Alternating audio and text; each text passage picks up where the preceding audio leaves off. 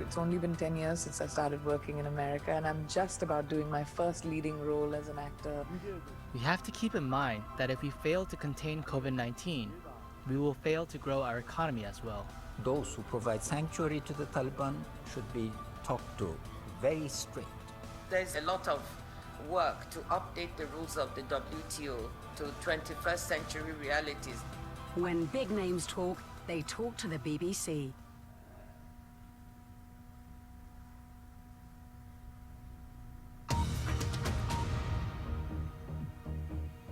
This is BBC World News, the latest headlines.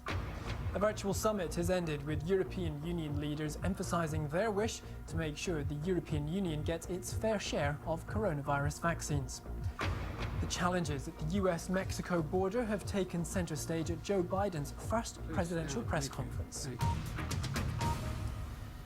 Now, at least 5 people have been killed in northern Alabama when a tornado tore through the area, destroying entire neighbourhoods. Dozens of people were injured and tens of thousands left without power when the tornado swept across the state and into Georgia. The authorities have warned of significant damage and advised residents to stay home and off the roads as more storms are expected. Well, Glenn Burns is chief meteorologist at the television station WSB-TV. He joins us from Atlanta. Glenn, thanks very much for being with us. Give us a sense of the picture at the moment in the state. In the States now, we're still under a tornado watch through much of northern Georgia, here in the Atlanta area, and back into Alabama. We're seeing more severe storms developing back there. But again, this afternoon was just unprecedented across northern Alabama. We really feared for our lives there in the Birmingham area when that tornado touched down. Tell us a bit about this tornado specifically. This was one of the most unusual cases I have ever seen, and I began tracking that storm this afternoon in Alabama at around 1:30, and we were still tracking it at 4:30 in the afternoon. This tornado was producing winds of at least 150 miles per hour and was on the ground for 150 miles. And a given afternoon, you might see a tornado warning last for maybe 15, 20 minutes. This was 3 hours of a tornado warning. This tornado was on the ground from Birmingham, Alabama, into the northwestern part of Georgia, where it did considerable damage here. Just remind us how these tornadoes are caused. They're caused by wind shear. So we have a La Nina this year, which is some cold water off the eastern equatorial Pacific Ocean off the coast of South America. That changes the global wind patterns in such a way that we have a lot of cold air that's bottled up across the western United States, across the Rocky Mountains. We've had a lot of snow and lingering cold air. So when that cold air rushes to the south and east, it collides with the warm air that's over the southeast, and you have winds that are changing direction and speed and elevation. So that cold air meeting the warm air is a weather war here. And when you have the added supply of wind shear adding fuel to the storms, you have rotating thunderstorms and you get tornadoes. Glenn Burns, chief meteorologist at WSB-TV in Atlanta. Thank you very much for making the time for us. Stay safe out there. Now, one of the world's busiest trade arteries, the Suez Canal, has been blocked for a third day as a mega container ship is still wedged in its sandy bank. The salvage company hired to free the huge container ship has warned it could take days or even weeks to move the vessel. But more than 10% of global trade passes through the Suez Canal, and time is money. The canal connects the Red Sea to the Mediterranean and provides a relatively quick way for cargo to travel between Asia and Europe, and for oil supplies to come from the Middle East.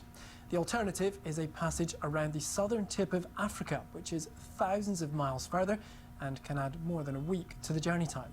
From there, our correspondent Sally Nabil reports. Oh, I do apologise. We're going to speak now to Captain John Conrad. He's the CEO of the maritime news site G Captain. He joins me now.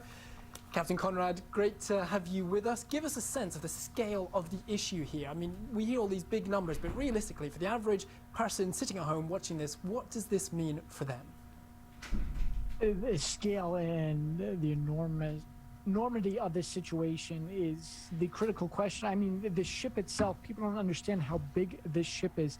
It is 60 meters longer than the HMS Queen Elizabeth supercarrier. You could put a Queen Elizabeth and a U.S. Nimitz carrier inside of this ship. That is how large it is, and all that weight and size is making the salvage operation that much harder to get it dislodged and brought out. You know, they're talking about $400 million an hour being lost, $9 billion. You hear all these big numbers, but that's just the loss of the cargo containers at the time to the shipping companies and logistics firms. But all the factories now run just in time. The large warehouses factories used to have are gone. These ships serve as mobile factories, and they arrive with the goods just in time to produce goods and services. And you have COVID, you know, there are respirators and PPE on the ship, and the global world is interconnected, and this is turned into a perfect storm. We lose a large ship somewhere in the world almost once a week, an average over 50 ships a year. But what makes this unusual is the size of the ship in the place, the Panama Canal, and just as we start to hopefully reopen the economy for COVID. So it's not just one thing, it's these towering consequences. A couple of firms have said they're contemplating rerouting their ships down the coast of South Africa around the Cape of Good Hope. How feasible is that? What are the implications there? Well, as a ship captain like myself, it's very easy. We turn around, we plot a new course, and we can do it.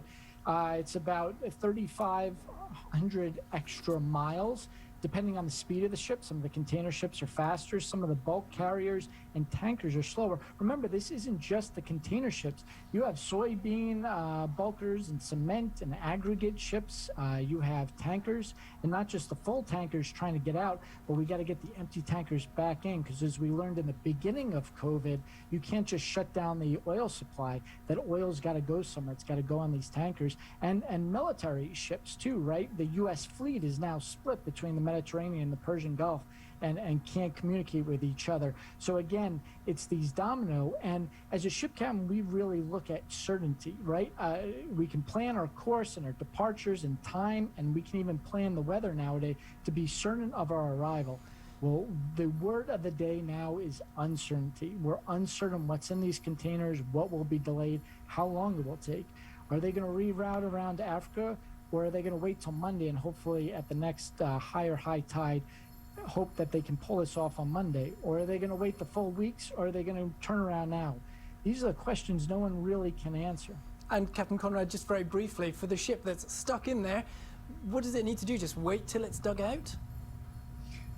Well, I wrote the book on the BP oil rig disaster. You remember we had all these terms like the top hat and the bottom survey, and I heard a term from a salvage company today called the reverse twist. So it twisted one way in. They're going to, first thing is try to twist it the other way. They're getting dredgers to dig out, and you've seen the pictures of the excavators. They're going to get the larger ones. And they're going, the first attempt is try to twist it back, the reverse twist.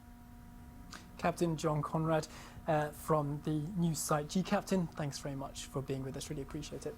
And there's plenty more of this story on our website, of course. Take a look, bbc.com/news, including looking at the different methods that could be used to get the ship moving. As I say, bbc.com/news, and of course the BBC News app for your latest up-to-the-minute coverage on all of the main stories. And that's nearly us for now. Plenty more coming up still on the programme, so do stick with us. You're with BBC News. You can reach me on Twitter. I'm at Rich Preston. Plenty more on social media, and of course BBC Breaking as well for all your latest developments.